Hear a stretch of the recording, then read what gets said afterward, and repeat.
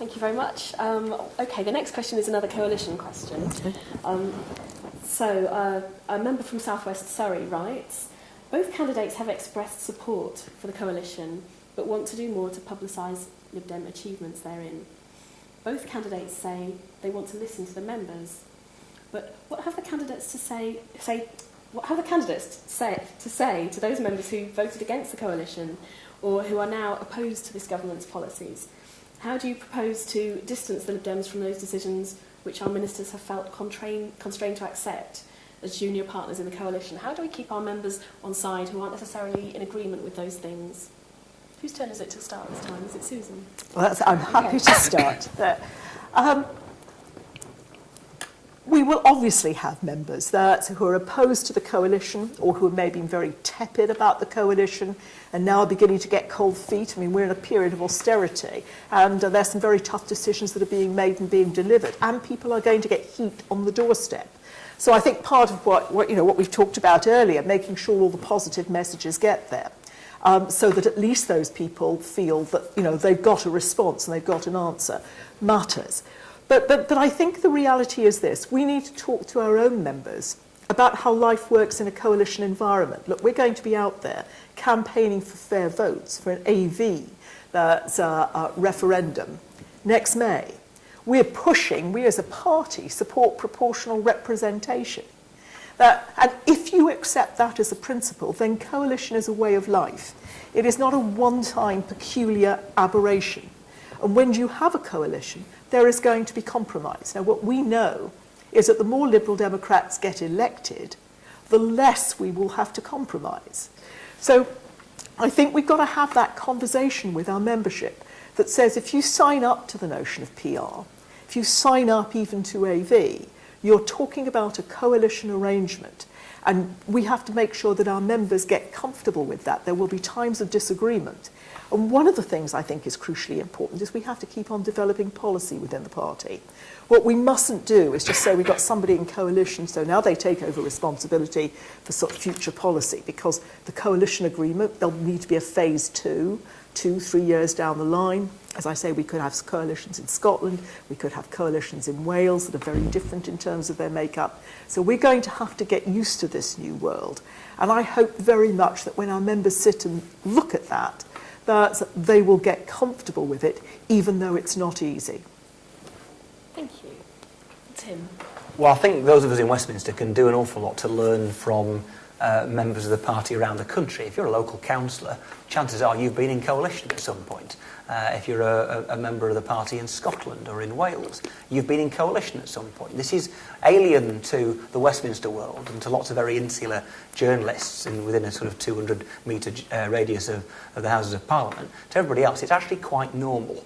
And the fact that we are pluralists and we believe in working with other people, you might not agree with the people you work with, but you can at least treat them like human beings. It's what normal people do every day of their lives. It's just politicians having to catch up now, aren't they?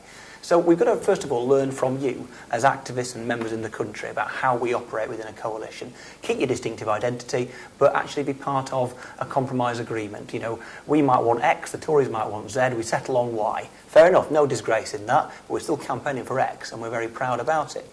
When people, I think, if I sort of try and interpret the question, Helen, I think people who are unhappy with the coalition, I think you're a Liberal Democrat, you're not going to be unhappy with coalition as a principle. You might just be unhappy with coalition or this coalition in practice. Let's be honest, many of us joined the party during the Thatcher years, or indeed have joined the party with the sense that whatever our principles that we're in favour of, we feel perhaps most irked by what the Conservatives did during their 18 years in power. And whilst I'm absolutely in favour of the coalition, and indeed a coalition with the Conservatives, it's important to understand why a coalition with the Conservatives is actually a peculiar kind of threat, particularly in Scotland, in Wales, in the north of England, and in urban parts of the southeast and London as well. Because the reality is that there is, if you like, an unfortunate rub-off. I joined the Liberals in 1986 in Lancashire, child of a single mum, often out of work, and saw Thatcherism at its worst. So actually being alongside these guys is not easy culturally. I can cope with it because I'm a Liberal.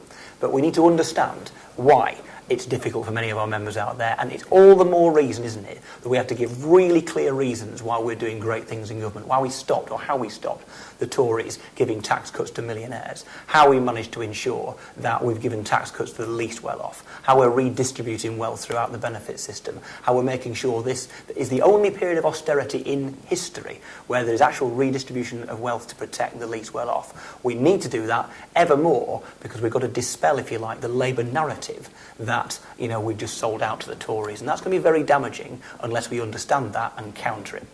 Can I just add one more thing, because I think it's important.